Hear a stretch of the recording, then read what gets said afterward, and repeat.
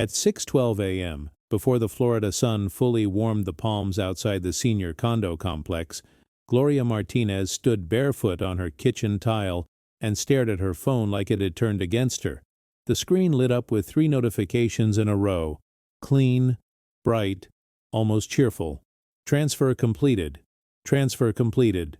Transfer completed. Each one had the same timestamp.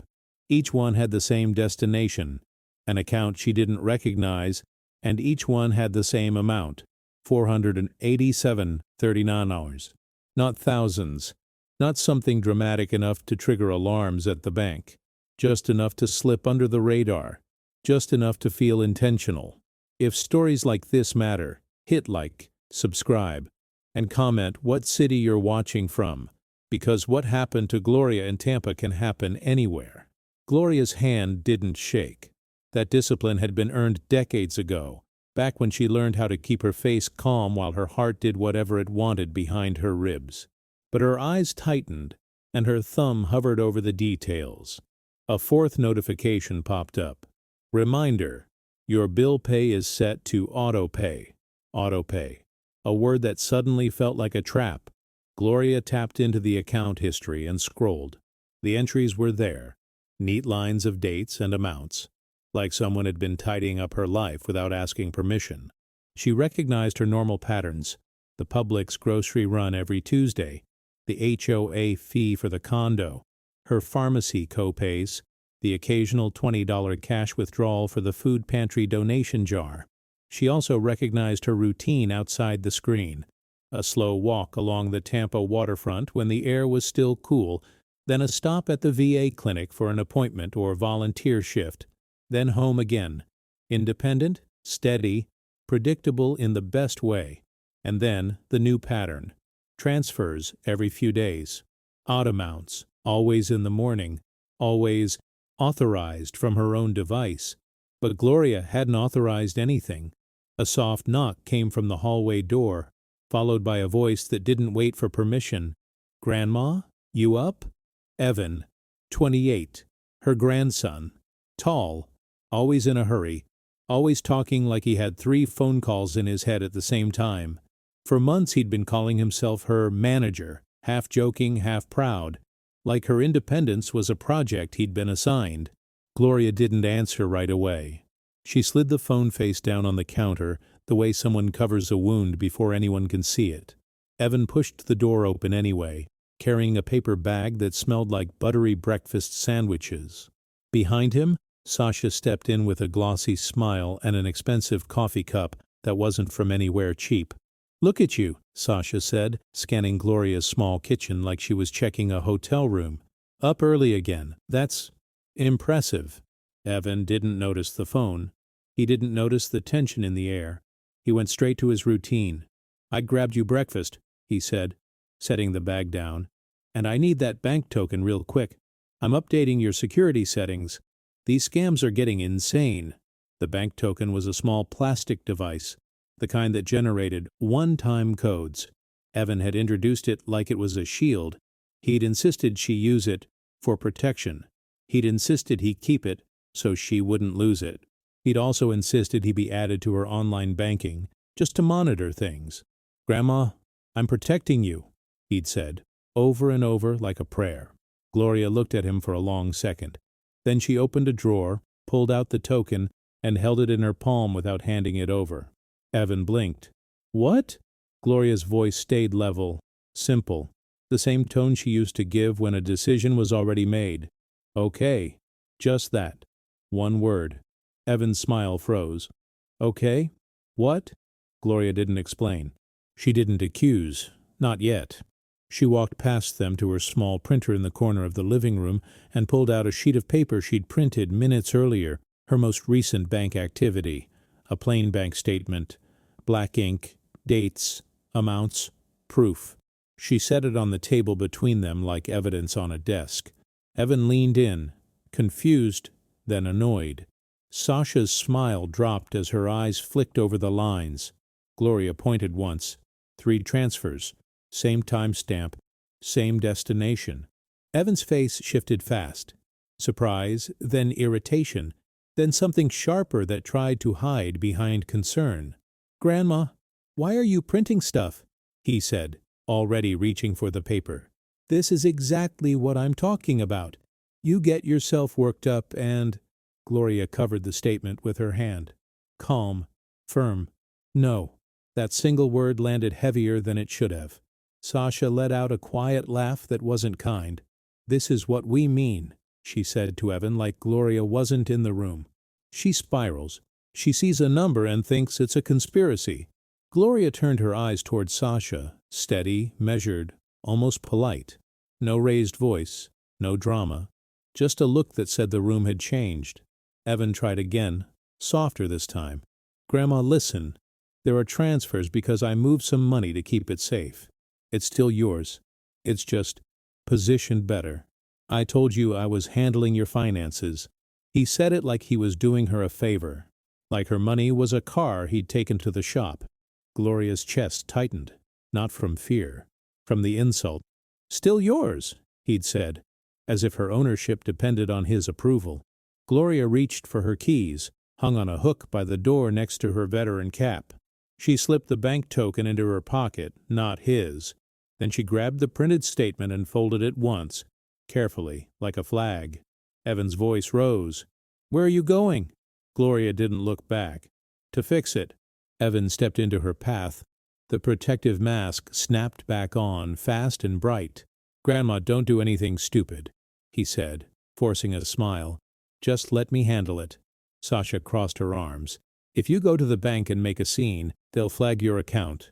You don't want that. You don't want people thinking you can't manage." There it was. The pressure point. The fear Gloria had admitted only once, late at night, after a long day at the VA clinic. The fear of becoming dependent. The fear of being labeled unfit. The fear of someone else deciding her life. Gloria paused at the doorway and turned back, her face still calm, her voice still small. "Understood." Evan relaxed like that meant surrender. It didn't. Because an hour later Gloria walked into a local credit union office with her statement in hand, her token in her pocket, and a kind of quiet focus that made people sit up straight without knowing why. And by lunch, she had done something Evan never expected. She opened a new account he didn't know about. She placed a legal restriction on access. She scheduled a meeting with an attorney who dealt with elder financial exploitation, and before the day was over, she made one more call, to a private investigator recommended by a volunteer friend at the food pantry. The call lasted less than 3 minutes. Gloria didn't cry. She didn't beg. She didn't ask anyone to save her. She gave the investigator one sentence and one promise. "Find out where the money went," she said, "and put it in writing." That night, when Evan texted, "Did you go to the bank? Answer me." Gloria didn't argue. She sent one message back. "Okay?" But this time, okay didn't mean compliance. It meant a plan had started, because if Evan wanted to be her manager, Gloria was about to show him what real accountability looked like, on paper, in court, and in public. And the moment he realized she'd moved without him, he didn't just get angry. He threatened to take her freedom next. Gloria Martinez looked like the kind of woman nobody needed to worry about. At 76, she lived in a quiet senior condominium community in Tampa, where the grass stayed trimmed, the HOA notices showed up like clockwork, and neighbors waved from screened-in patios. She kept her routines tight and her life simple, because routine meant control, and control meant dignity. Most mornings, she walked the waterfront boardwalk before the sun got heavy, sneakers tied tight, shoulders back. A slow, steady pace that wasn't about exercise as much as it was about keeping her mind sharp. On Publix days, she drove herself, grabbed what she needed, checked the receipt, and slipped it into an envelope marked monthly. On volunteer days, she spent hours at a local food pantry, sorting donations and speaking to people like they mattered, because they did. And when she had appointments, she went to the VA clinic. The building was plain, efficient, and familiar. Quiet hallways, plastic chairs, muted voices, staff moving with practiced speed. Gloria never needed anyone to remind her where to go. She had handled harder places than a waiting room. The one thing she refused to become was dependent. Gloria had seen what that label did to people. Once someone decided an older person couldn't manage, their life turned into forms, phone calls, and decisions made by strangers. So Gloria paid her bills on time, kept her calendar on paper, and stayed calm, even when life tried to pull her off balance. Then her grandson started showing up inside that calm. Evan Martinez was 28 and fast-talking, always acting like time was running out. After Gloria's husband died, Evan began visiting more, and at first it felt like family doing what family was supposed to do. He carried groceries up the stairs, he fixed a loose hinge, he texted, "You good?" and waited for a reply. When Gloria thanked him, he'd smile like it was obvious. "Grandma, you took care of everybody," he'd say. "Let me take care of you." It sounded sweet, it sounded safe. The first time he brought up her finances, it sounded safe too. "Scams are everywhere," Evan said one afternoon, leaning over Gloria's kitchen table like he was delivering a warning. "People get drained and don't even know how. I'm not letting that happen to you." Gloria didn't like being grouped into people, but she understood the risk. She'd seen the news stories, the fake calls, the panic. Evan offered a solution that sounded simple. "Better security," he said. "Token codes, alerts, I'll set it up. You won't have to stress." Gloria hesitated. She had managed her money for decades, but Evan was family, and the idea of protection sounded reasonable. So she let him help. He ordered a small bank token that generated one-time codes. He turned on notifications. He changed her password. Then he did something that should have felt small, but didn't. "I'll hold your login info," he said, already folding the paper. "You'll lose it. No offense." Gloria didn't argue. She told herself it was temporary. But the tone shifted after that. Evan started checking in like she worked for him. He began showing up on Publix days, insisting on driving, even though Gloria's car ran fine. He asked what she bought.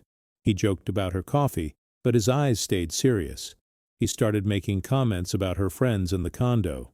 "Those ladies love drama," he said. "They get you riled up." Gloria didn't respond, but she noticed what he was doing, turning her relationships into liabilities. Then Sasha appeared. Sasha was 27, polished, and always smiling like she was performing. She called Gloria sweetie and grandma in the same breath, and it never sounded warm. It sounded possessive.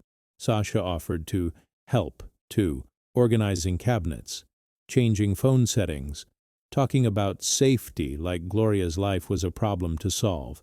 But Sasha's eyes didn't look at Gloria the way a caregiver looks at someone they respect. Her eyes looked past Gloria, straight to the things that could be controlled. Gloria stayed calm, not because she feared conflict, but because she understood how conflict could be used against her. If Gloria got upset, Evan would say she was emotional. If Gloria argued, Sasha would say she was confused. So Gloria stayed steady, always steady, and that steadiness allowed the control to creep in quietly. One evening, Gloria's friend Marlene knocked with a container of soup. Evan answered before Gloria reached the door. "She's resting," Evan said, blocking the hallway view. "Doctor wants her to avoid stress." Gloria stood 10 feet away, hearing every word. Resting. Doctor. Avoid stress. None of it was true. Marlene's face fell. She apologized like she'd done something wrong and walked back down the hall with the soup still warm in her hands. After the door closed, Gloria felt something unfamiliar. Not sadness. A warning. A few days later, Gloria asked about an HOA notice she expected. Evan shrugged. "I handled it," he said. "You don't need to worry about that stuff." Gloria held her gaze on him. "Handled it how?" Evan smiled like she was being difficult. "Grandma, I'm just keeping things organized." It wasn't organization. It was access. Then came the word that changed everything. Evan and Sasha were at the kitchen table talking about money like it was always running out. Evan mentioned student loan payments, and Sasha complained about her car needing an upgrade. Their voices had that restless edge of people chasing a lifestyle they couldn't afford. Evan tapped his fingers, and looked at Gloria like he was about to teach her something. "Grandma," he said, "if this ever gets messy, the court can step in. Guardianship. That's real, and you don't want strangers deciding for you." Guardianship. The word hit Gloria like a cold weight. Gloria kept her voice even. "Why are you saying that?" Evan lifted his hands like he was calming her down. "I'm preventing it. That's the point. Grandma, I'm protecting you." Sasha nodded, too quickly. "Families have to be proactive," she said. Gloria didn't raise her voice. She didn't accuse. But inside, a line was being drawn. Because Evan wasn't warning her about strangers, he was reminding her he could become the decision-maker. After that, the small changes started piling up. Missed calls she didn't remember hearing. Reminders that looked confirmed when she hadn't confirmed anything. A neighbor casually mentioning Evan had asked about Gloria's schedule, what time she left, what time she got home, who visited. Gloria told herself to watch, not panic, to collect, not react. Then, one night she opened her banking app to check her balance before paying the condo fee. A banner slid across the top of the screen. "New transfer scheduled." Gloria froze. She hadn't scheduled a transfer. She set the phone down and opened the drawer where the bank token was supposed to be. It wasn't there. Her heart stayed steady, but her mind sharpened. If the token was gone, someone else could approve things in her name. Gloria picked up a pen and wrote one note in block letters on the back of an old receipt. Check every line. Then she looked at the calendar and circled the next morning, because whatever had been scheduled was scheduled for tomorrow. Gloria woke before her alarm, the way she always did on days she planned to get something done. The air in the condo was cool from the overnight AC, and the hallway outside was quiet, except for the distant hum of an elevator. She moved with practiced calm.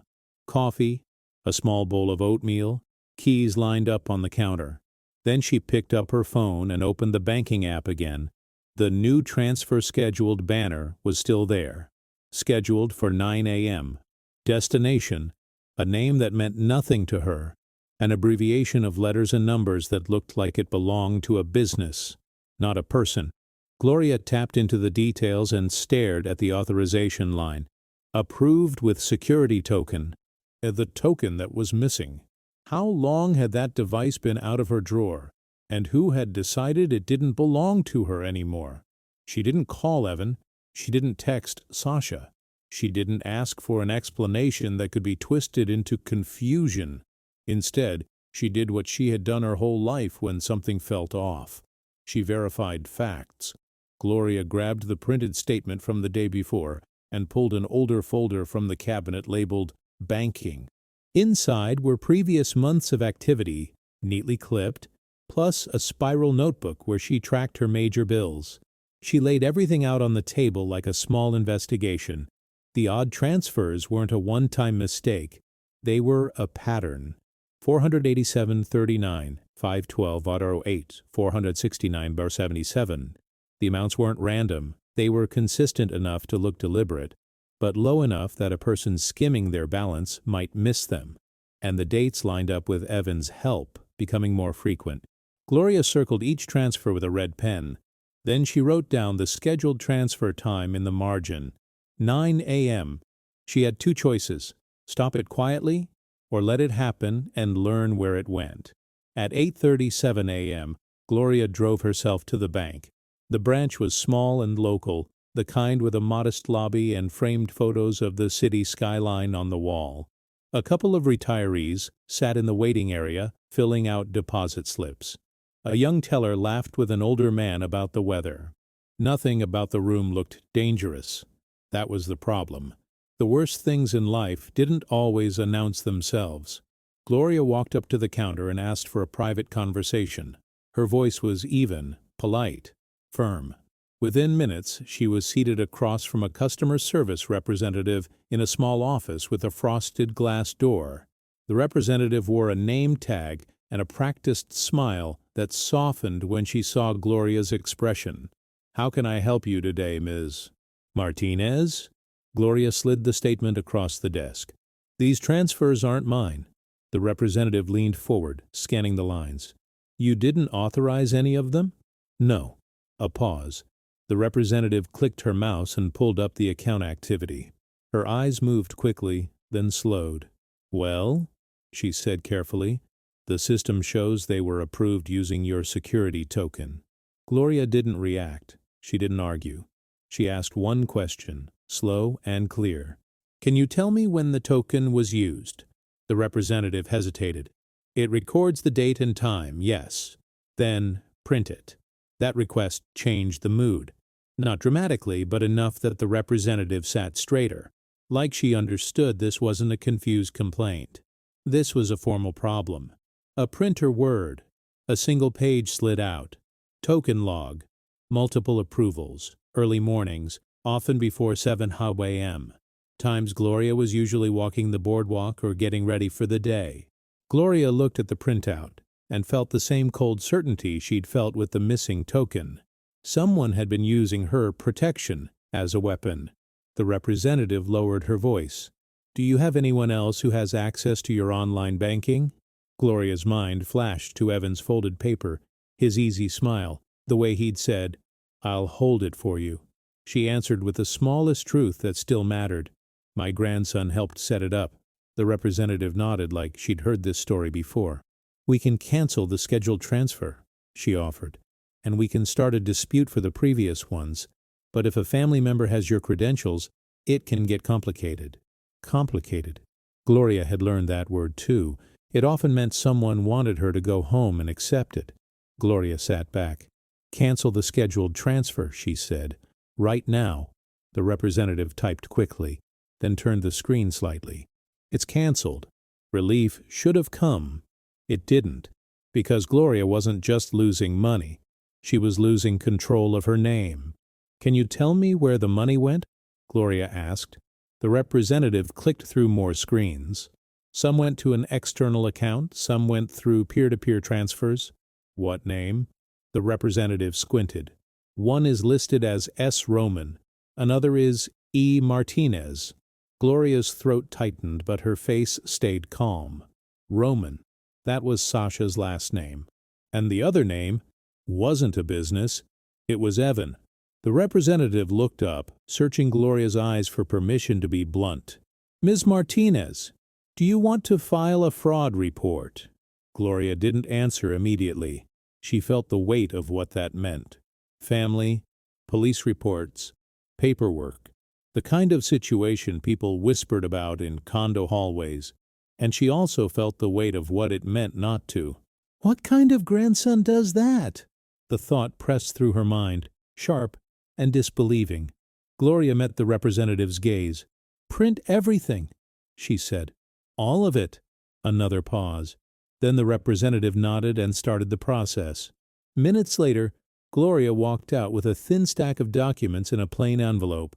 Transaction history, token logs, transfer recipient names, dates, and times.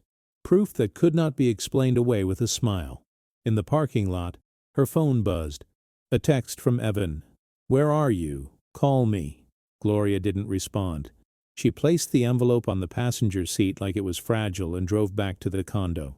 She expected Evan to be waiting. He wasn't. Sasha was. She was near the mailboxes by the lobby, leaning against the wall in fitted leggings and a neat ponytail, scrolling her phone like she owned the space. When she saw Gloria, she smiled too quickly. Hey, Grandma, Sasha said. Evan said you were out. Everything okay? Gloria kept walking, not rushing, not hesitating. Everything's noted, she said. Sasha's smile flickered. Noted? Gloria didn't explain. She unlocked her door and stepped inside. She heard Sasha's footsteps follow for 2 steps, then stop. You shouldn't stress yourself, Sasha called after her. Evan's doing all this for you. Gloria closed the door and leaned her forehead against it for 1 silent second. Then she moved to the kitchen table and opened the envelope. There, in black and white, were the names again. S. Roman, E. Martinez. But the documents held something else, something Gloria hadn't expected. A line item labeled Guardianship Service Fee, Consultation, 350 euros. Gloria stared at it, feeling her chest tighten for the first time that morning. Guardianship wasn't just a threat anymore. Someone had already paid for a consultation, and the timing of that payment lined up perfectly with the first unauthorized transfers. Gloria picked up her phone, opened her call history, and hovered over Evan's name. She didn't call. Instead, she opened her notes app and wrote one sentence, in the same block letter clarity as her old habit. He is planning to take control. Then she heard the doorknob jiggle. A key slid into the lock. Evan was home. Gloria didn't open the door right away. The key turned anyway, slow and confident, and Evan stepped inside like the condo belonged to him. He wore the same easy smile he used whenever he needed something, but his eyes went straight to the kitchen table. "Hey," he said, too casual. "Why'd you go out so early?" Gloria kept the envelope flat under her palm. "Errands." Evan's smile tightened. "What errands?" Gloria didn't answer. The silence made Evan talk more. "Sasha said you were acting weird downstairs," he added, stepping closer. "Grandma, don't start this." Gloria looked at him, calm. Sasha was downstairs watching. Evan blinked. He reached for the envelope. Gloria slid it away without drama. "No." His face flushed, quick. Then he forced the protective tone back on. "Grandma, I'm protecting you," he said.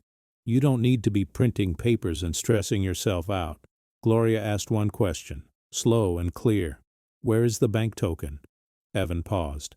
His eyes flicked toward his pocket, then back. "I have it. You were going to lose it." "It's mine," Gloria said. "You don't understand how this works," Evan snapped. "That's why I'm involved." Gloria watched him carefully. He hadn't denied using it. He wasn't surprised. He was already defending the right to hold it. She reached into her own pocket and placed the token on the table. Evan's expression cracked. Surprise, then anger. "Where did you get that?" "From my pocket," Gloria said. Evan stared at her like she'd betrayed him. "So you're hiding things now?" Gloria didn't explain. She opened the drawer, slid the envelope inside, and closed it. Evan leaned forward, lowering his voice like reason, but shaped like a threat. "Listen, if the bank thinks you're confused, they can flag you. And if things get serious, the court can step in. Guardianship is real, Grandma." Gloria met his eyes. "You brought that up before." "Because it matters," Evan said quickly. "I'm trying to stop strangers from running your life." Gloria nodded once. Minimal. "Understood." Evan relaxed like that meant surrender. Then he tried again. "Show me what you printed." "No." "Why not?" "Because you'll take it," Gloria said. Evan's jaw tightened. "You're being paranoid." Gloria waited. Behind his anger was panic. Panic that she had documents he didn't control. His phone buzzed. He checked it, then shoved it away. "Sasha's coming back up," he said. "We're going to talk like adults." Gloria's stomach tightened at the word "we," so she took the next step quietly. "Leave the key," she said. Evan froze. "What?" "The condo key," Gloria repeated. "Leave it." He laughed once, sharp. "Grandma, come on. I need it for emergencies." "There's no emergency," Gloria said. "And if there is, 911 exists." Evan's voice rose. "So, you're cutting me out. After everything I do." "I'm setting a boundary," Gloria said. That word landed like an insult. Evan's smile came back, cold. "Fine. Do whatever you want. But don't be shocked when people start asking questions. When someone notices you're slipping." "I'm not slipping," Gloria said. "We'll see," Evan replied. He threw the key onto the counter and walked out. The door slammed. Gloria waited until the hallway went quiet. Then she moved. She reopened the envelope and read the line again. Guardianship service fee, consultation. She wrote the date, time, and Evan's exact guardianship words in her notebook. Then she screenshot the transfer history and saved the images into a new folder labeled Documentation. Fear didn't help. Structure did. She wrote a short list, like an operations plan. 1. New account. 2. Lockdown access. 3. Legal advice. 4. Independent proof. Gloria drove to a different local bank office across town, far enough that Evan wouldn't run into anyone. She opened a new checking account in her name only, requested paper statements, and set alerts for every transaction. Before she left, she asked the banker one question. "If a family member tries to take over," Gloria said, "what do I do first?" The banker's expression sobered. "Get an attorney," she said quietly, "and document everything." Gloria nodded like she'd expected that answer. From there, she went straight to an elder law attorney's office in a small professional building. The waiting room smelled like coffee and paper. When the attorney came out, Gloria handed over the statement and token log without apology. "This is family," Gloria said, "and I need it handled correctly." The attorney reviewed the pages, then looked up. "Has he filed anything with the court?" "Not that I know," Gloria said, "but he's talking about it." "Then we act now," the attorney replied. "We remove access, we put protections in place, and we prepare for retaliation." Gloria didn't flinch at the word retaliation. She asked for steps. She asked for documents. She asked what would hold up if someone tried to paint her as confused. Then Gloria asked for something else. "I want the money traced," she said, "by someone independent. In writing." The attorney didn't hesitate. "A private investigator?" Gloria nodded. "Yes." On the way home, she stopped by the food pantry where she volunteered. She didn't tell the full story. She asked a trusted volunteer, an older man named Len who always seemed to know who to call. One question. "Do you know someone discreet," Gloria said, "who finds things and puts it in writing?"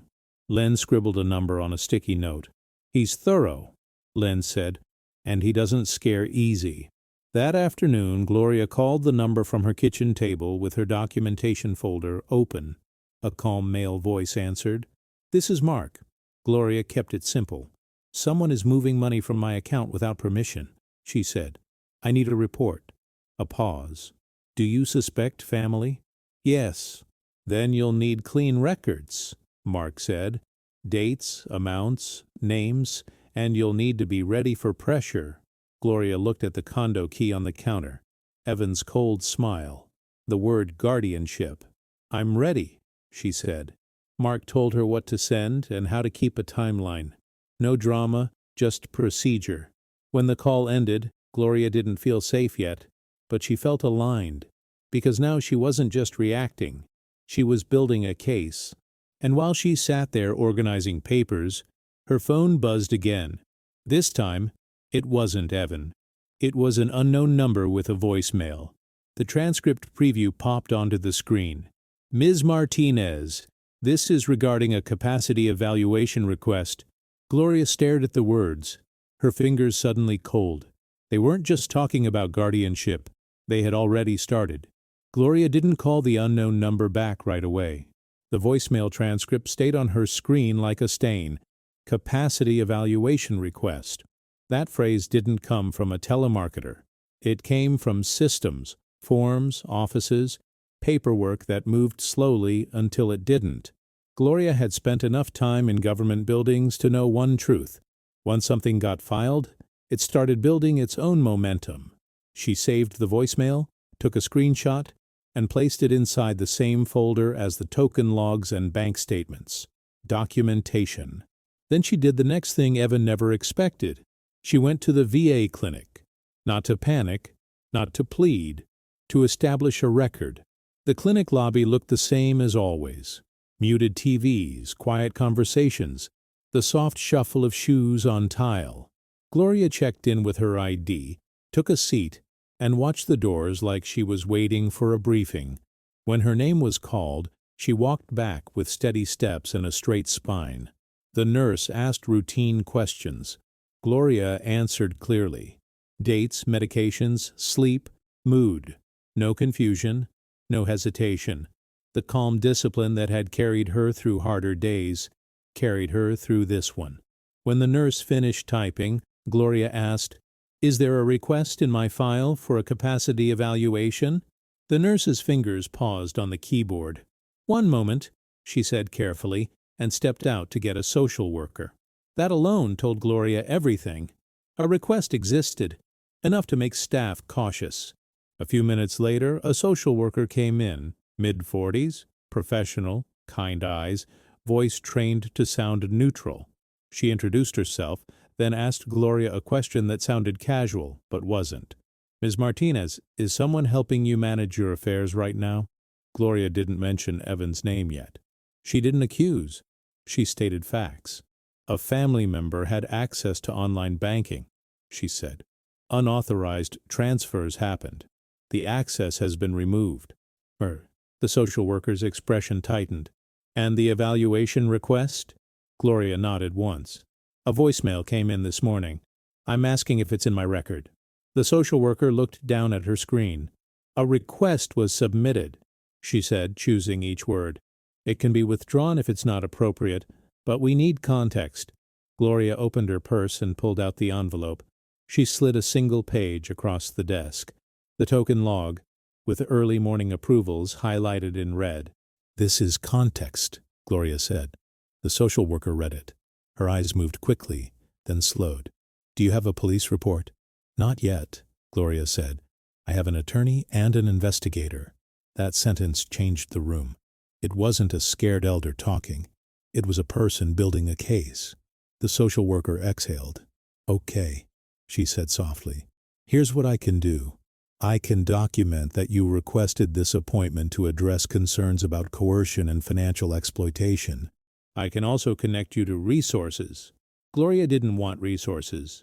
She wanted a paper trail that proved she was competent, proactive, and calm. "Document it," she said. Before Gloria left, she asked for a printed visit summary.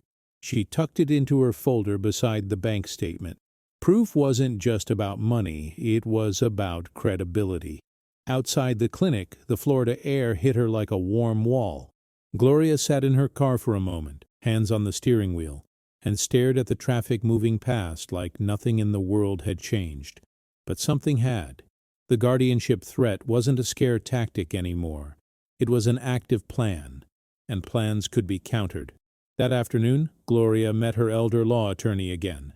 The attorney's office was small but organized. File cabinets, framed certificates, a conference table that had seen plenty of family wars fought with paper instead of fists. Gloria placed her documentation folder on the table and opened it with care. "This is what he has done," Gloria said, pointing to the names on the transfers. "This is what he has threatened." She slid the voicemail screenshot across. "And this is what he has started." The attorney read everything without interrupting. When she finished, she looked up with a level gaze. "He's testing the system," she said. "He's trying to create a narrative that you can't manage your life. If he controls that narrative, he controls you." Gloria's face stayed calm. "What's the next step? We take away his tools?" The attorney replied. "All of them." They moved fast. First, the attorney drafted a formal revocation letter, revoking any permission Evan had to access accounts, request records, speak to institutions on Gloria's behalf. It was direct, legal, unambiguous. Gloria signed it with steady hands. Next, they prepared a no trespass notice for the condo property, the kind that could be enforced if Evan tried to force entry again.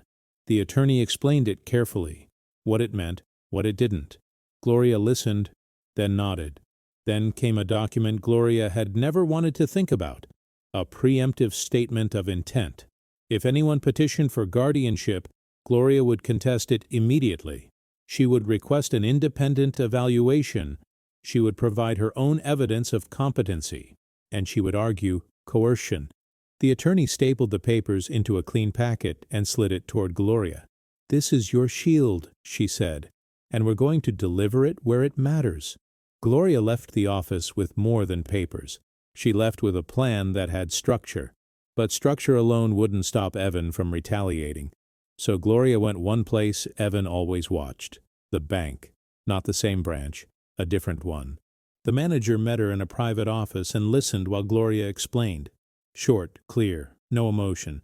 The manager didn't need emotion. She needed facts. Gloria placed the token log on the desk. She placed the transfer history beside it. She placed the attorney's revocation letter on top, like a lid sealing the story shut. "I need a restriction," Gloria said. "No one speaks for me without me. No one accesses anything without me.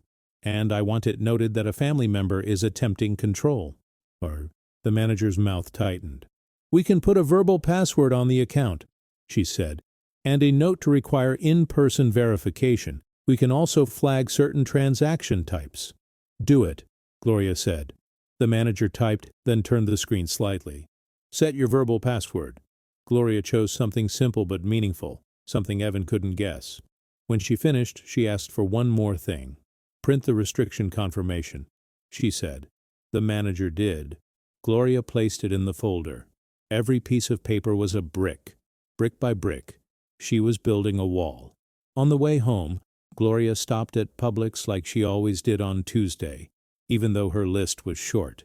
She bought bananas, oatmeal, and a rotisserie chicken. Nothing dramatic. She wanted to be seen as normal, because normal was part of the record too. At the checkout, she noticed her phone buzzing again. Evan. She didn't answer.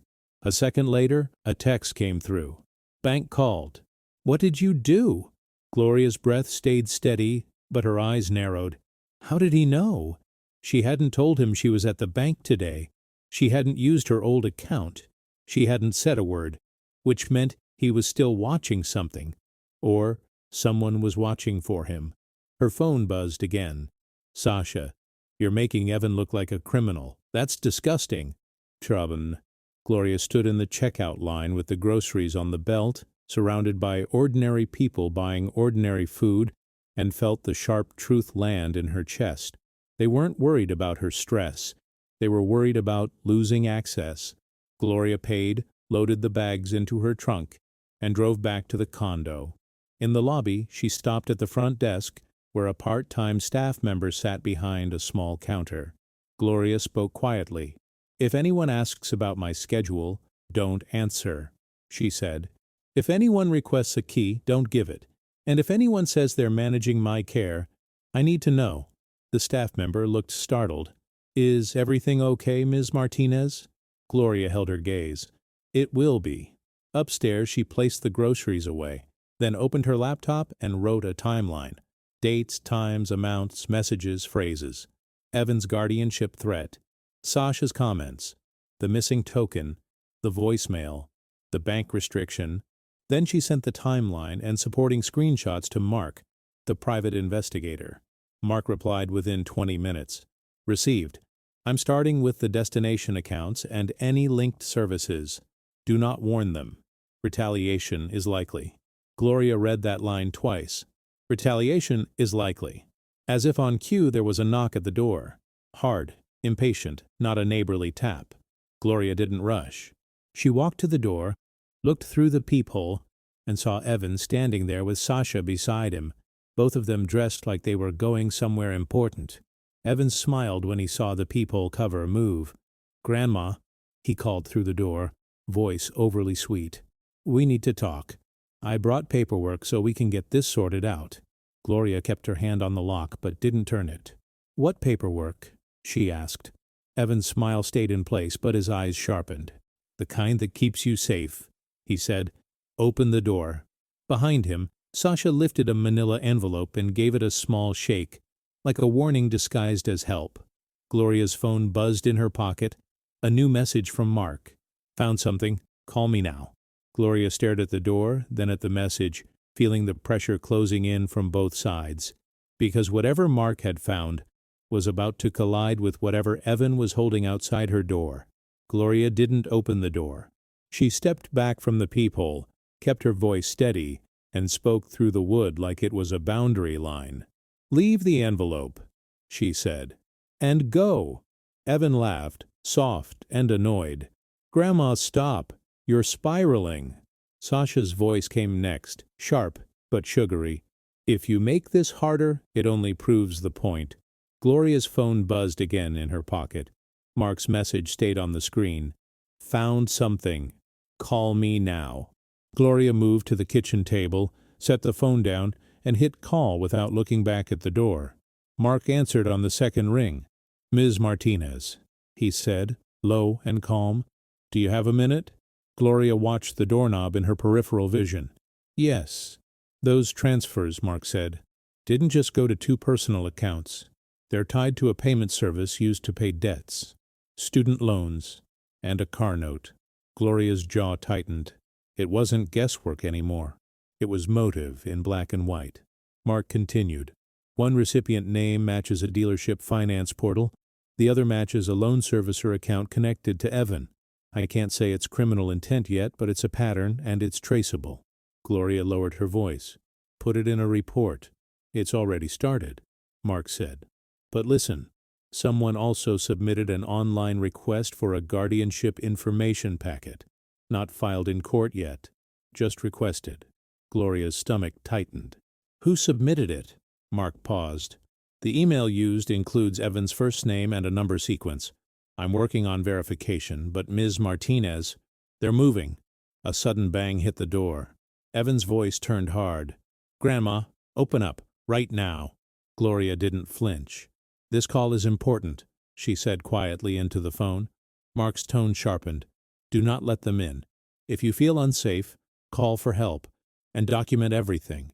Gloria ended the call, set the phone on speaker, and opened her notes app with her other hand. She hit record on a voice memo too. She wasn't hiding anymore. She was preserving. Another bang. This time the door rattled. Evan, Gloria called, calm. Stop. Then open the door, he snapped. We're family. Gloria's voice stayed even. Family doesn't take money. Silence for half a second. Then Sasha spoke, louder, like she wanted neighbors to hear. She doesn't even know what she's saying, Sasha said. This is what we've been dealing with. Gloria felt the trap forming. If Gloria sounded angry, they'd call it instability.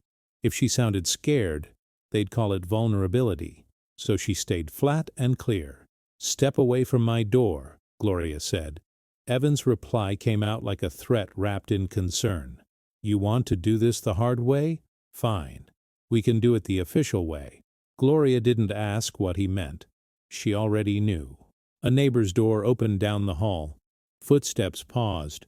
Someone was listening. Evan lowered his voice, but not enough to hide the message. Guardianship, he said. You leave me no choice. Gloria's fingers tightened around the bank token in her pocket, the small plastic object that had been used to move her life around like numbers. Understood, she said. Evan scoffed. Don't play tough. You can't handle this alone. Gloria took one step closer to the door, not to open it, but to make sure her voice carried. There is no emergency, she said. Leave. If you come back, it will be documented. Sasha's laugh was cold. Documented by who? Your little pantry friends? Gloria didn't respond. She watched the peephole shadow shift. Sasha was still holding the envelope, tapping it against her palm. Evan's tone flipped again, back to sweet. Grandma, just sign these papers. It's a simple authorization. It lets me manage your accounts officially. It keeps you safe. That's all. Authorization. The word hit like poison, because once it was signed, every complaint could be dismissed as consent. Gloria spoke slowly. Slide it under the door. Evan hesitated. Why? So I can read it, Gloria said. Without you in my home. A beat of silence. Then paper scraped against tile. The envelope slid under the door, stopping halfway, like Evan couldn't resist keeping a grip. Gloria crouched, pulled it the rest of the way in, and stood up without opening the lock. Her hands didn't shake when she tore it open. Inside was a single form with a bold title, Durable Power of Attorney. There were blank lines for signatures. There was language about finances and property. And there was a checkbox that allowed the agent to access bank accounts, speak to institutions, and make decisions in the principal's best interest. Best interest. Gloria stared at the page, then at the small pen clipped to the envelope, like Evan had assumed the outcome. What kind of grandson does that? The question pressed through her mind again, heavier now, because the paper wasn't just theft. It was takeover. Gloria walked to the kitchen table, opened her documentation folder, and placed the power of attorney form on top, perfectly aligned. Then she took a photo of it with a timestamp visible. Her phone buzzed immediately. Evan texted from outside. Sign it. It's for your protection. Gloria typed one reply. 2 words. No! Another bang hit the door. Grandma, Evan shouted. "You're making me do this!" Gloria didn't answer. She dialed the condo office and reported an attempted forced entry by a family member whose key had been revoked. She used calm words, exact words, the kind that sounded credible. Then she called the non-emergency line and requested an officer to document a disturbance, stating clearly that she feared coercion related to finances. When she hung up, her hands stayed steady. Her heart didn't, because the next sound wasn't another bang. It was the click of Evan's phone camera outside her door. He was taking pictures, recording, building his own story, and Gloria understood in that moment that this wasn't only about money anymore. It was about who the world would believe. The officer arrived within 30 minutes. He didn't barge in. He didn't treat Gloria like a problem. He stood in the hallway with a neutral posture and asked calm questions while Gloria stayed behind her locked door, speaking through it at first, then opening it only when she felt ready. Gloria didn't cry. She didn't rant. She told the story in clean lines: unauthorized transfers, missing token, pressure to sign a power of attorney, forced banging at her door, threats of guardianship. She handed the officer a copy of the token log and showed him the envelope Evan had slid under the door. The officer looked at the paper, then at Gloria. "You're not signing anything today," he said. "No," Gloria replied. He wrote a brief incident report and advised her to keep documenting. Then he left, and the moment his footsteps faded down the hall, the strategy shifted. Evan didn't come back that night with anger. He came back the next morning with flowers. A bright Publix bouquet, sunflowers and blue filler, like a cheerful apology that didn't match the weight of the paper he'd tried to put in her hand. The bouquet sat outside her door with a card, tucked into the plastic sleeve. Gloria waited a full minute before she picked it up. The handwriting was Evan's. "Grandma, I'm sorry. I'm just trying to keep you safe. Please call me. Love, Evan." Under the card, taped to the bouquet sleeve, was a printed screenshot, grainy and enlarged, of the text message Gloria had sent. No. He wanted it to look like stubbornness, like refusal, like irrationality. Gloria didn't throw the flowers away. She photographed them first, timestamp visible, card visible, screenshot visible. Then she set the bouquet in her sink like evidence that smelled like perfume. 2 hours later, Sasha called. Gloria let it go to voicemail. Sasha left a message with a voice that tried to sound soft, like a counselor. "Gloria, sweetie, this isn't good for you. Stress is dangerous at your age. Evan's devastated. He's been losing sleep. Just talk to him. This doesn't have to become a whole thing." A whole thing. Gloria saved the voicemail and wrote the date and time in her notebook. The calm manipulation was still manipulation. Then the food started arriving. A delivery bag with 2 prepared meals. A printed note, "Easier for you." A pharmacy pickup, dropped at her door like someone was managing her medical life. The receipt had Evan's phone number at the top as the contact. Gloria stared at that receipt longer than she should have. How many places had he inserted himself as the point of contact? She called the pharmacy and removed him. Calm, firm, no explanation beyond what was necessary. Then she called the condo office again and asked politely that no packages be accepted on her behalf unless she approved them. The staff member hesitated. "Your grandson said you've been forgetting things." Gloria's face stayed still. "That's not accurate," she said. "And it's part of why this is serious." By afternoon, the soft pressure turned into social pressure. Marlene knocked. Her neighbor friend, the one Evan had turned away with soup days earlier. This time Marlene looked nervous, like she was stepping into a family fight. "Gloria," Marlene said quietly, "Evan called me." Gloria's eyes narrowed slightly. "He did," Marlene nodded. "He said you're confused. He said you accused him of stealing. He asked me to check on you." Gloria didn't react with anger. She walked to the kitchen table, opened her documentation folder, and pulled out 2 pages. The transfer list with S. Roman and E. Martinez, and the token log with early morning approvals. She slid them across to Marlene without a speech. Marlene read. Her mouth tightened. "Oh, Gloria!" Gloria's voice stayed calm. He's trying to build a story, she said. He wants people to repeat it for him. Marlene looked up, eyes glossy. Why would he do this? Gloria didn't answer with emotion. She answered with the truth that felt like a bruise. Money, she said. Control, and the fear he knows I carry.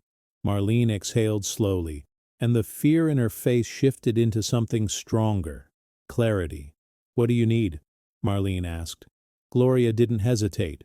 A witness, she said, and discretion. Marlene nodded. You have it.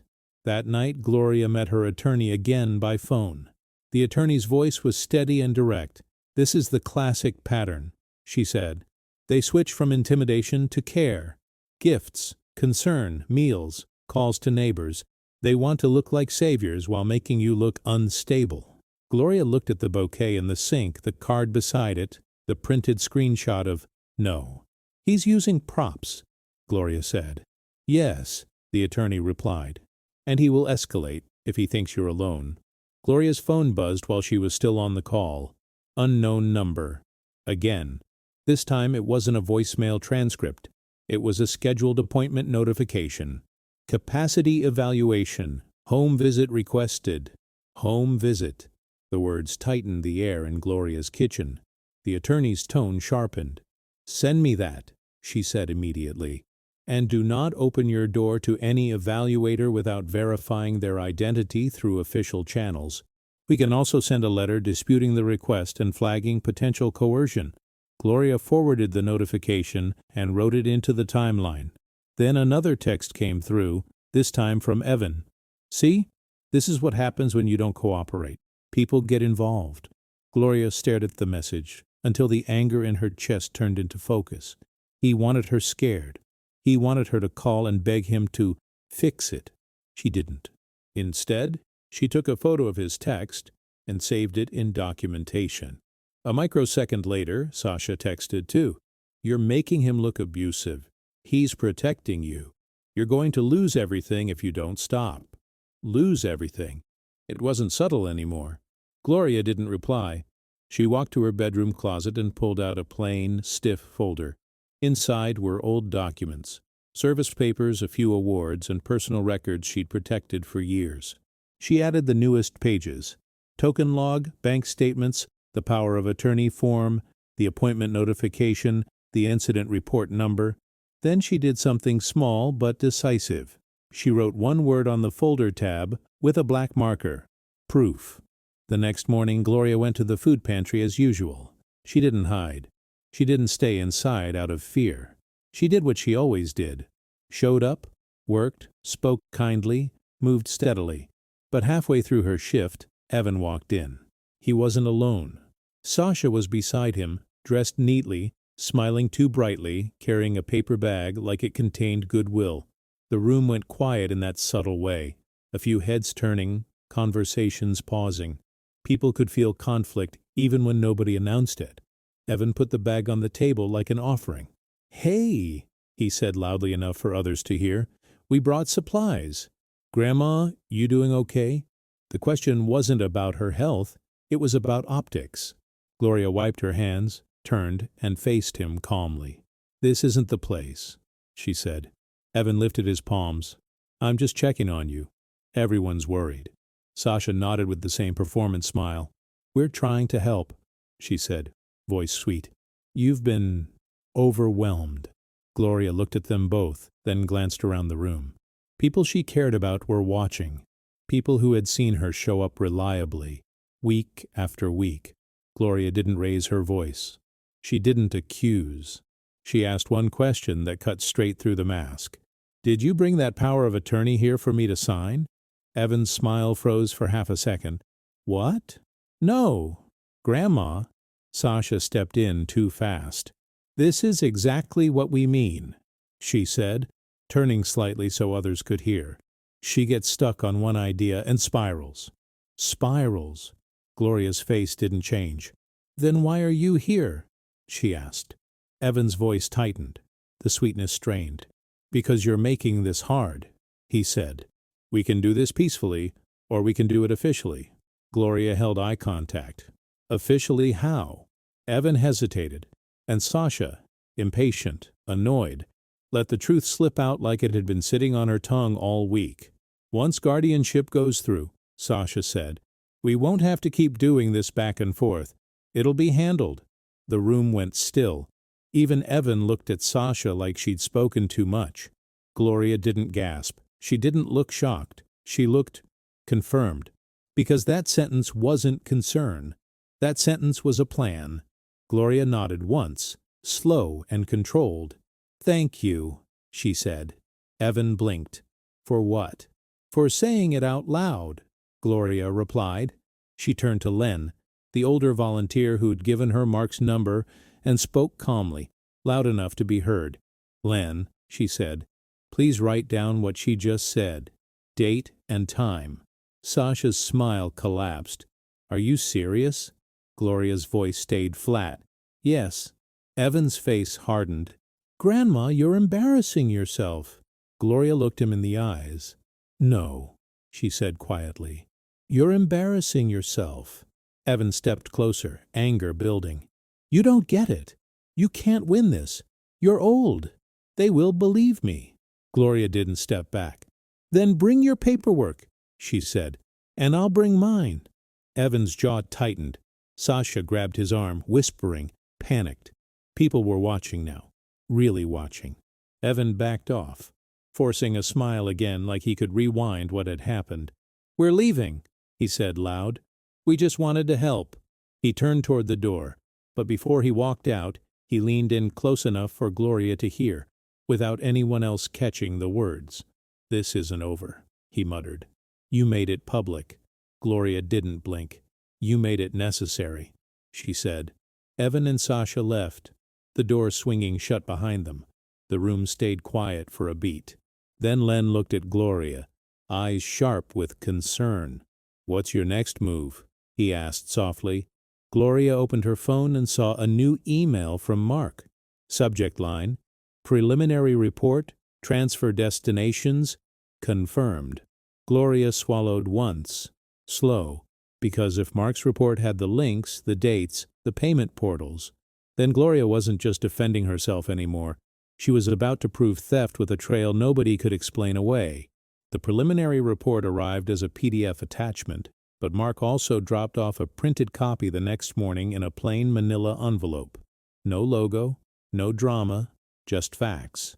Gloria opened it at her kitchen table with the same careful precision she used when she filed her bills. The paper felt heavier than it should have, because it wasn't just information. It was leverage. The first page was a clean summary. Unauthorized transfers from Gloria Martinez's checking account. Dates and times listed. Recipient identifiers listed. Destination paths confirmed. And then, in the section titled Transfer Destinations and Purpose, the story became undeniable. 3 payments routed to a federal student loan servicer account under Evan Martinez's name. 2 payments routed to a dealership finance portal connected to a recent vehicle purchase. 1 payment routed to a credit card account under Sasha Roman's name, marked as statement payment. Mark didn't use emotional language. He didn't need to. The numbers did it. Gloria traced the lines with her finger, stopping on a date that made her stomach tighten. 1 transfer had been approved at 6:04 a.m. on a Tuesday. That was the same Tuesday Evan had insisted on driving her to Publix. The same morning he'd been in her kitchen, moving around behind her while she made coffee. How long had this been planned? The question landed with a new kind of weight. Not as fear, more like cold recognition. She flipped the page. Mark had included a technical section carefully worded, as if he expected the report to be read by someone skeptical. Multiple transfer approvals originated from the same device fingerprint on several dates. The device had logged into Gloria's online banking from a location consistent with her condo complex. The account's primary contact email had been changed briefly, then changed back within a 24-hour window. Changed, then changed back. That was the part that told Gloria the truth about Evan's intelligence. He wasn't sloppy. He was strategic. He wanted access without leaving a permanent stain. Gloria placed the report on top of her folder labeled Proof. then pulled out the printed power of attorney form Evan had slid under her door. She lined the papers up like exhibits. Then she took a breath. Slow. The next step wasn't emotional, it was procedural. She called her attorney and said one sentence. The investigator confirmed destinations and purpose, student loans and a car note. The attorney didn't ask if Gloria was sure. She asked how fast Gloria could come in. Within 2 hours, Gloria sat at the conference table again, the proof folder open. The attorney scanned Mark's report and nodded once. This is the backbone, she said. Now we make it admissible. Or they prepared a formal packet, bank statements, token logs, the incident report number, Evan's texts, Sasha's texts, the power of attorney form, the capacity evaluation notification, and Mark's preliminary report as an attachment with an affidavit request in progress. Gloria watched the attorney stack the pages neatly, clip them, and slide them into a labeled folder like it was a case file. Because it was. Now, the attorney said, we anticipate the worst. The worst arrived that afternoon. At 2:18 p.m., while Gloria was rinsing a coffee mug, her doorbell rang twice. Sharp, official. Not Evan. Not a neighbor. Gloria looked through the peephole and saw a man in a button-down shirt holding a clipboard. He stood alone, face neutral, posture practiced. Ms. Martinez, he called, I have documents for you. Gloria didn't open the door. Slide them under. He hesitated, then crouched and pushed an envelope through the gap. The return address was a local law office. The title on the first page was bold enough to read without glasses. Petition for Emergency Temporary Guardianship. Gloria's throat tightened, but her face didn't change. She read the first paragraph, then the second. It claimed she was confused. It claimed she was financially vulnerable. It claimed she was being manipulated by outside influences. It claimed Evan was acting out of concern. And then, like a knife turned slowly, it included a request that the court appoint Evan to manage her finances immediately, pending a full hearing. Gloria set the papers down and felt the room go still around her. This wasn't a threat anymore. This was an attempt to take her life with paperwork. Her phone buzzed. Evan, don't freak out. This is standard. It's to protect you. Gloria stared at the message and felt something harden inside her. Not rage, but clarity. Standard. As if stealing from her account and then calling her unstable was a normal family process. Gloria didn't respond to him. She forwarded the petition to her attorney and called the office number printed on the documents. A receptionist answered brightly. Gloria kept her voice calm. This is Gloria Martinez, she said. I'm requesting verification of the filing and the assigned hearing date. The receptionist paused. One moment. Gloria waited, listening to hold music that sounded too cheerful for the situation. A different voice came on the line, someone with a careful, guarded tone. Ms. Martinez, your grandson is concerned for your safety. Gloria didn't argue. She didn't plead. She asked one question. What evidence did he submit? A pause. Concerns, the voice said. Statements. Statements from who? Gloria asked. Another pause, shorter now. From his partner. Gloria's eyes narrowed. Sasha Roman. Silence. Gloria understood then. Evan wasn't building a case of facts. He was building a story of concern, hoping the court would move fast before Gloria could respond. She ended the call and returned to her table. She didn't sit down. She stood, pulled out her notebook, and wrote the time the documents were served, the name of the process server if listed, and Evan's exact text message. This is standard. Then she called Marlene. Marlene answered on the first ring. Gloria? I need you here, Gloria said. Now, as a witness. Marlene didn't hesitate. I'm coming. While she waited, Gloria did two more things. She printed Mark's report again, 2 copies. Then she printed her VA visit summary showing she had proactively raised concerns about coercion and requested documentation. When Marlene arrived, Gloria didn't explain with emotion. She handed her the petition. Marlene's face tightened as she read. This is insane. Gloria's voice stayed level. It's calculated. Marlene looked up. What do you want me to do? Be present, Gloria said, and write down what you see and hear. As if the universe wanted to test that instruction immediately, Gloria's phone chimed with a new appointment alert. Capacity evaluation. Home visit confirmed. Confirmed. Not requested. Confirmed. Gloria didn't panic. She called the number attached to the notification and asked for the evaluator's full name, credentials, and the agency's main line. The person on the phone sounded cautious. Ms. Martinez, this visit was requested by a family member. Gloria kept her voice calm. Then it is disputed. Do not come to my home without written verification and without my attorney's acknowledgement. If you arrive, you will be recorded and asked to leave. The person tried a softer tone. We're here to help.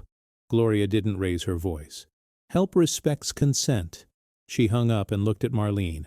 He's going to show up with someone, Gloria said. He wants a scene. Marlene swallowed. Then don't give him one. Gloria nodded. Exactly. At 4:06 p.m., the knock came again. This time it wasn't just one person. Through the peephole, Gloria saw Evan and Sasha in the hallway, and beside them, a woman with a tote bag and a clipboard, professional clothes, neutral expression. The evaluator. Evan saw the peephole shift and smiled like he'd won something. Grandma, he called, too loud. This is for your safety. Just cooperate. Gloria didn't open the door. She spoke through it, calm and clear, with Marlene standing beside her. Pen ready. This visit is disputed, Gloria said. You are not authorized to enter. Please leave. The evaluator leaned toward the door. Professional voice. Ms. Martinez, we're here to assess your capacity to manage daily affairs. Gloria's voice didn't wobble. My attorney has been notified. You can contact her office. You will not enter my home. Evan's tone turned sharp. See, this is what I mean. She's paranoid. Gloria didn't respond to his commentary. She addressed the evaluator only. I am requesting you document that I refused entry, that a family member attempted to pressure this visit, and that I requested attorney verification, Gloria said. The evaluator paused. She glanced at Evan, then back at the door. Sasha couldn't help herself. She doesn't even understand what's best for her, she said, impatient. We're trying to keep her from getting taken advantage of. Marlene's pen moved fast. Gloria's voice stayed flat. The only person taking advantage has been documented. Evan snapped, Open the door, Grandma! Gloria didn't move. No. A long second passed. Then the evaluator took a small step back. Ms. Martinez, she said carefully, I will note your refusal and request for legal verification. Evan's face shifted. Shock, then anger. What? No. You have to do it. This is the appointment. The evaluator didn't argue. She simply turned, walked to the elevator, and left the hallway. The moment the elevator doors closed, Evan's mask dropped completely. He stepped closer to Gloria's door and lowered his voice into something ugly. You think you're smart? He hissed. You think paper saves you? I can still get it done. I already filed. Gloria didn't answer him. She looked down at her phone and saw a new email from her attorney. Subject, hearing date set. Emergency review. The court had moved faster than Gloria expected, and the hearing wasn't weeks away. It was in 48 hours. 2 days later, the air outside the downtown courthouse felt different from the air outside a bank. It carried more weight. Gloria arrived early, not because she was nervous, but because she refused to be late to anything that could decide her freedom. She wore a simple blouse, clean slacks, and her veteran cap tucked into her purse instead of on her head. Respect without performance. Marlene walked beside her as a witness. The attorney met them at the security line with a slim folder and a calm expression that didn't waste energy. Emergency reviews move fast, the attorney said quietly. But fast doesn't mean blind. Inside, the hallway was packed with people holding papers like life rafts, custody disputes, eviction notices, unpaid debts. Gloria watched them and understood the system Evan was trying to use. Overwhelm the target, rush the story, win by momentum. Evan and Sasha were already there. Evan wore a collared shirt and that same concerned face he used in public.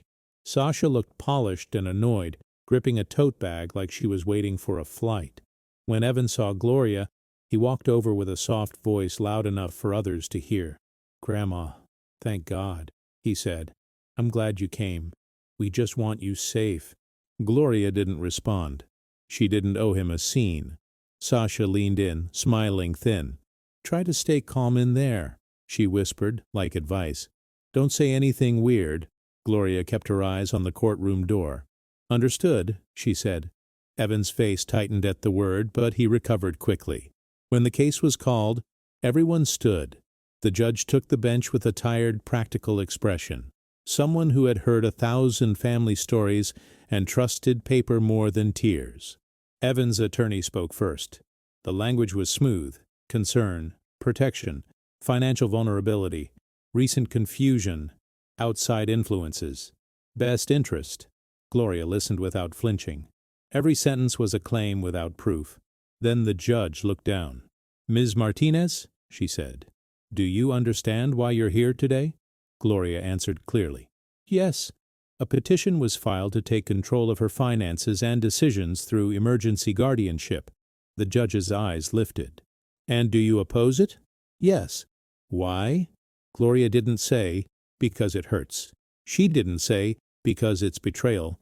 She said the truth that could be verified.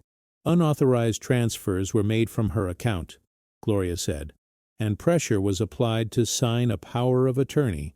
The petition was filed after access was removed." The judge's gaze shifted to Evan. "Mr. Martinez, did you have access to her accounts?" Evan's face stayed composed. "Only to help her. She asked me to." Gloria's attorney stood. "Your Honor, may I submit exhibits?" The judge nodded. The attorney placed the packet on the clerk's desk. Bank statements, token logs, transfer recipient names, text messages, the power of attorney form, the VA visit summary noting coercion concerns, the incident report number, the evaluator's note documenting refusal and request for legal verification, and Mark's preliminary report, attached with a signed statement of methodology. Evan's smile started to fade as pages moved from hand to hand. The judge scanned the first page, then the next. Her expression didn't dramatize, but her focus sharpened. She looked up again. "Mr. Martinez," she said, "the transfers list you and Ms. Roman as recipients. Can you explain that?" Evan's jaw flexed. "It's complicated," he began. "We were moving money to keep it safe. She gets confused about digital stuff." The judge didn't look convinced. "Safe where?" Evan's attorney tried to redirect. "Your Honor, the question is capacity." The judge held up a hand. "Capacity matters," she said. "But so does motive." She turned back to Gloria. "Ms. Martinez, do you manage your daily affairs, meals, transportation, appointments?" "Yes," Gloria said. "She handles meals, transportation, volunteering, and medical appointments. Bills get paid on time. Expenses get tracked." The judge's eyes stayed on her. "Do you know what guardianship means?" Gloria didn't hesitate. "It means someone else can make decisions and control access. It's loss of autonomy." The judge nodded once, then looked at the evaluator note.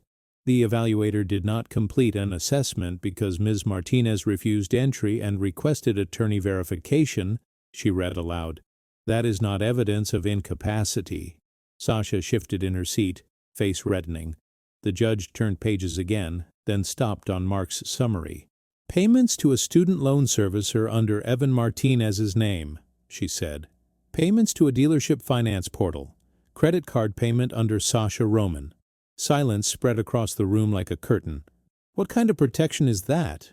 the judge asked. Not theatrically, just plainly. Evan tried to speak, but his voice came out thin. "Grandma said I could—" Gloria's attorney stepped in. "Your Honor, we request immediate dismissal of the emergency petition, a temporary restraining order against further coercive contact, and a referral to the appropriate agency for suspected elder financial exploitation." The judge leaned back, eyes moving between faces. Then she made the kind of decision that didn't sound dramatic, but changed everything. "The emergency petition is denied," she said. "Based on the submitted documentation, the court has concerns about coercion and financial misuse." Evan's head jerked up. "What? No," the judge cut him off. "Mr. Martinez, you are instructed to cease contact regarding finances and legal matters.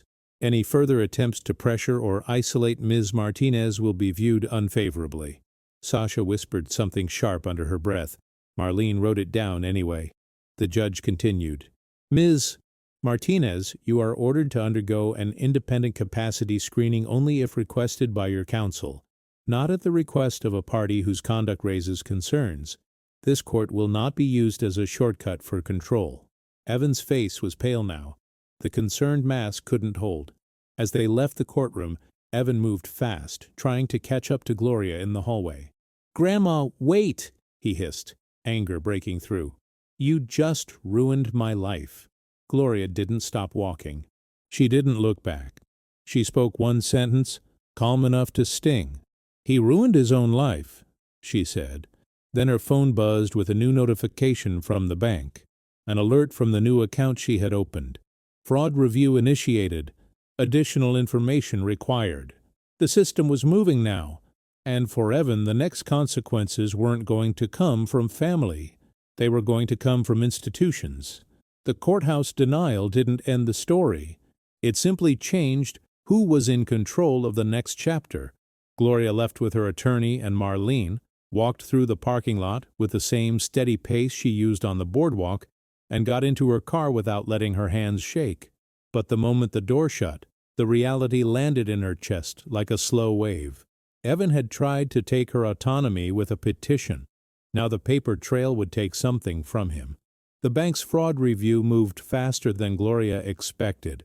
By the next morning, she sat in a quiet office with a fraud specialist on speakerphone. The specialist's voice was polite, clinical, and firm in a way that didn't care about family stories. "Ms. Martinez," the specialist said, "we've confirmed irregular activity and apparent unauthorized access. We need you to verify whether you consented to any of these transfers." Gloria answered clearly. "No." The specialist didn't pause to comfort her. Comfort wasn't the job. Procedure was. "We're opening a formal dispute," the specialist said. "Because recipients appear to include related parties, we may require a police report and supporting documentation." Gloria looked at her proof folder, now thick enough to feel like a file. "It's ready," she said. The fraud specialist gave her an email address for submissions and a case number. Gloria wrote it down, then asked one question. "Do you notify the recipients?" The specialist hesitated. "Not directly. But if accounts are frozen or reversals are initiated, they will notice." Gloria nodded slowly. "Understood." She hung up and forwarded the case number to her attorney. Then she did the thing people like Evan never expect an older person to do. She followed through. Gloria drove to the local police station with Marlene as a witness, walked in with calm posture, and requested to file a report for suspected elder financial exploitation and coercion.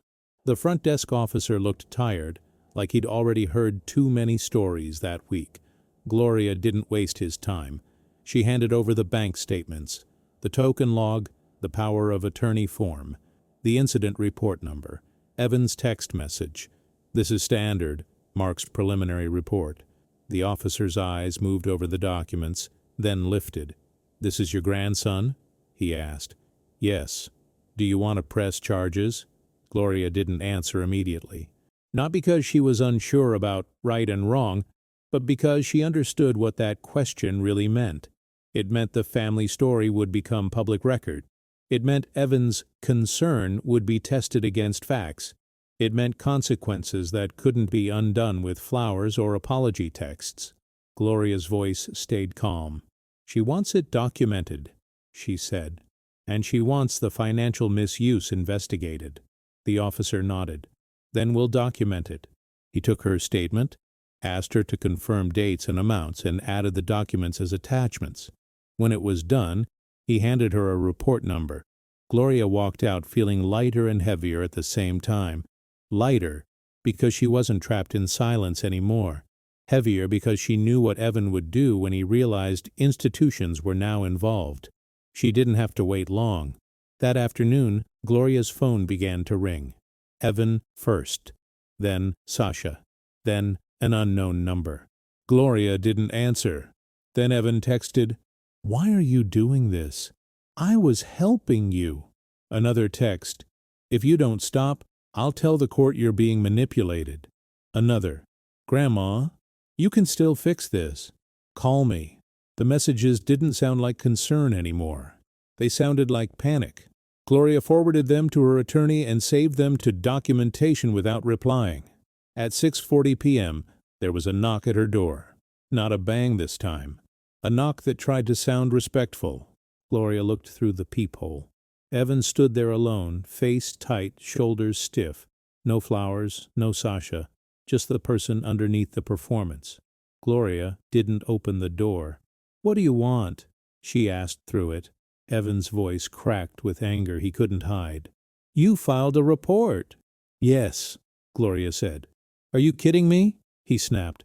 "Do you know what that does? My job, my credit, everything." Gloria stayed quiet for a beat, letting him hear his own priorities. Then she spoke. "He did it," she said simply. "Not her." Evan leaned closer, voice dropping. "I didn't steal," he hissed. "I moved it. It was still your money." "You paid your student loans," Gloria replied. "And your car." Evan went still. "How do you know that?" he asked. And the words came out too sharp, too revealing. Gloria didn't answer the question. She asked one that mattered more. "Did you think I wouldn't find out?" Evan's breathing sounded loud in the quiet hallway. Then he tried the last mask, the guilt rope. "Grandma," he said softer, "you're all I have. I'm drowning. I'm trying to build a life. You have savings. You're fine. Why can't you just help me?" Gloria's chest tightened, because that was the real weapon. Not guardianship forms, not threats. The idea that if she didn't surrender, she was cold. But Gloria had learned something in those days. Control disguised as care always asked the same thing. Permission to take. Gloria's voice stayed steady. "Help is requested," she said. "Not taken." Evan's tone snapped back to anger. "So, you're just gonna let me crash?" Gloria didn't raise her voice. "He crashed," she said. "He drove." Evan stared at the door like he wanted to kick it in. Then, from somewhere down the hall, Sasha's voice echoed. She was approaching fast, heels hitting tile. "Evan!" she hissed. "Get away from her door. She's recording everything." Evan turned slightly, panic and rage mixing. "This is insane," he muttered. "She's turning everyone against me." Sasha arrived with her phone in hand, face sharp. She looked at the door and spoke loudly, for neighbors. "Gloria, you're ruining your own family," she said. "This is elder abuse. What you're doing to him." The accusation was pure projection, thrown like a smoke bomb. Gloria didn't respond emotionally. She responded strategically. "Say that again," Gloria said through the door, calm. "Slowly so it's clear." Sasha froze. Evan looked at her, startled. Gloria continued, voice steady. "And then explain why money left her account for your credit card." Silence. Sasha's voice dropped. "We needed it," she snapped. "We were going to pay it back." Evan whirled toward her. "Why would you say that?" Sasha looked furious, trapped. "Because she's acting like we're monsters." "You are," a neighbor's voice said suddenly from down the hall. Marlene had told one trusted neighbor to listen if anything happened. The neighbor, an older man with a cane, stood in his doorway, watching with narrowed eyes. "I heard you," he added, loud enough for others. "All week. Guardianship. Official. You people are vultures." Sasha's face flushed. "Mind your business." "It is my business when you're threatening people," the neighbor replied. Evan's mask shattered fully.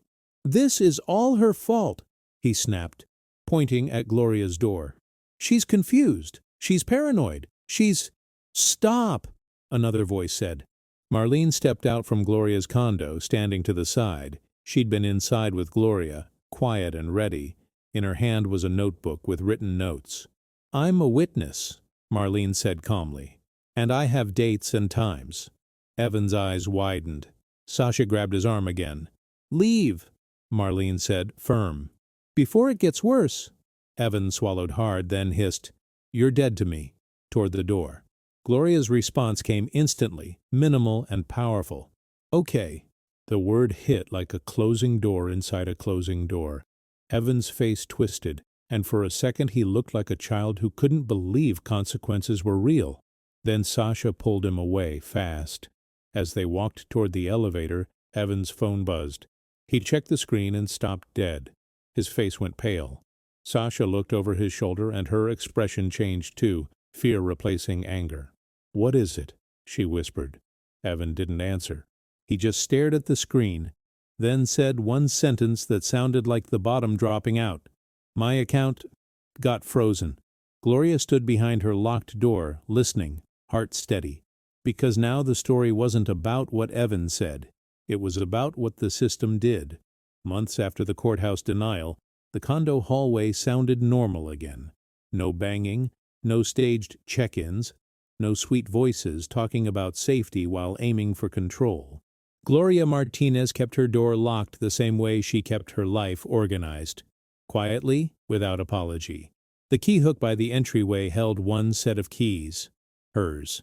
The bank token stayed in a small dish beside them, not hidden anymore, not surrendered anymore.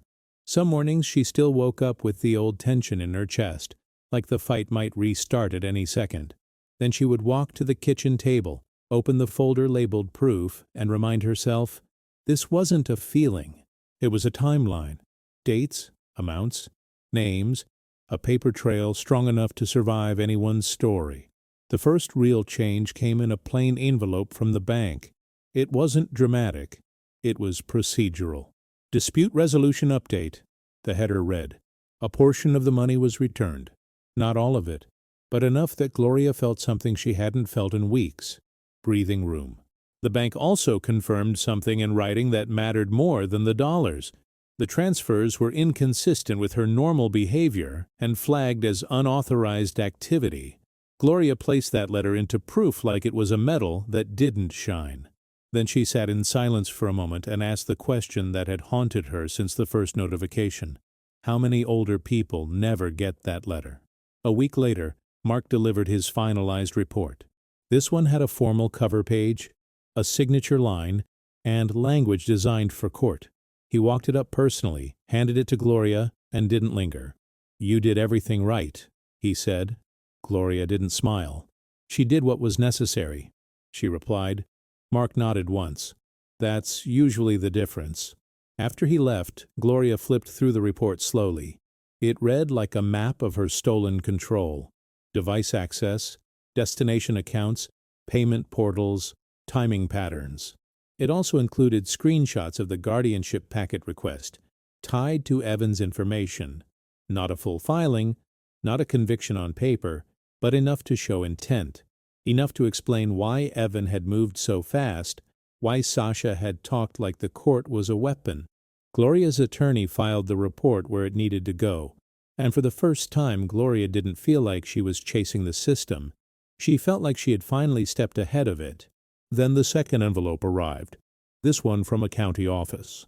Inside was a notice that made Gloria's hands go cold for a moment. Contact request from involved party. Evan wanted a meeting. The note was short, almost polite. He claimed he wanted to make things right. He wanted family peace. He wanted to move forward. Gloria read it twice and set it down. The old fear tried to rise. Fear of becoming dependent. Fear of being labeled difficult. Fear of losing family. But another truth rose faster. Peace that requires surrender is not peace. Gloria asked her attorney to respond. Any communication would be written. Any repayment would be structured. Any contact would be limited and documented. No surprise visits. No private conversations. No emotional bargaining in a hallway. Evan didn't like those terms. He tried to call anyway. Gloria didn't answer. Instead, she went to Publix on her usual day, bought the same simple groceries, and kept living her life in public view. Normal is proof, too. A person who is confused doesn't show up on schedule, week after week, paying bills, driving safely, volunteering reliably. Gloria did. At the food pantry, Len put a hand on her shoulder one afternoon. "People are talking," he said quietly. Gloria kept stacking canned goods. "Let them talk," she said. He hesitated. "They're not talking about you. They're talking about him." That word, him, carried a strange relief. Not the relief of revenge. The relief of reality finally being louder than performance. Sasha disappeared first. Her name stopped showing up on notifications. Her number stopped calling. A neighbor mentioned casually that Sasha had been trying to sell the car in a hurry. Gloria didn't chase the gossip. She didn't need it. The system had already moved. Flagged accounts, frozen access, formal reviews. Sasha's lifestyle didn't look so glamorous when it had to stand under fluorescent lights and paperwork. Evan lasted longer. He sent a final message one night that tried to sound wounded. "You really chose strangers over family." Gloria read it, then opened her notes app and typed a response she never sent. "Family chose debt over dignity." She stared at the words for a long time, then deleted them. Not because she wasn't right. Because she didn't need to argue with someone who had already shown who he was. Gloria's biggest victory wasn't the frozen accounts or the denied petition, it was the return of her own voice. She started attending a small senior safety workshop at the condo clubhouse. Nothing flashy, just a few chairs, a speaker, and coffee. Then she asked to speak for 5 minutes. No tears, no long speech, just facts. Delivered the way Gloria delivered everything important. "Do not give your token to anyone," she told the room. "Do not sign papers you didn't request. And if someone says, 'I'm protecting you,' ask what they get if you say no." The room was quiet, the kind of quiet that meant people were listening. One woman raised her hand with a trembling voice. "My grandson handles my phone," she admitted. "Is that bad?" Gloria didn't shame her. She gave her a path. "It's not bad to accept help," Gloria said. "It's bad to lose choice."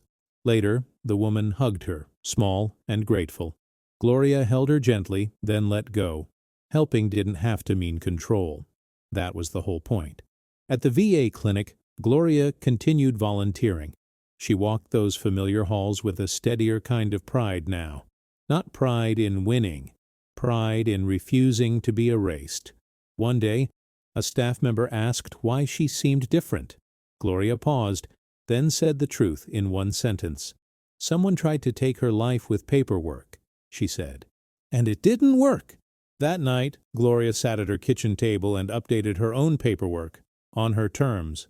With her attorney, she created a simple plan. A trusted backup contact who was not Evan, a limited financial power arrangement that required oversight, and a clear document stating her wishes, her boundaries, and her right to say no.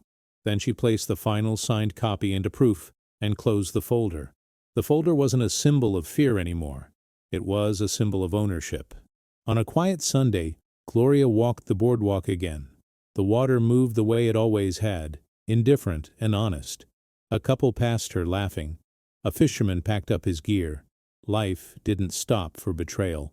Gloria stopped at a bench and watched the sun flare on the waves. For a second she thought about Evan as a little boy. Sticky hands, loud laughter, running toward her like she was home. That memory still existed, but it didn't get to rewrite what happened. Some people confuse blood with permission, some people confuse care with control, and some people only call it protection because abuse sounds too honest. Gloria stood up, shoulders back, and started walking again. Because independence isn't a gift someone gives. It's a line a person holds. And if anyone listening has ever been pressured to hand things over in the name of love, what would happen if they said no? Who would get angry?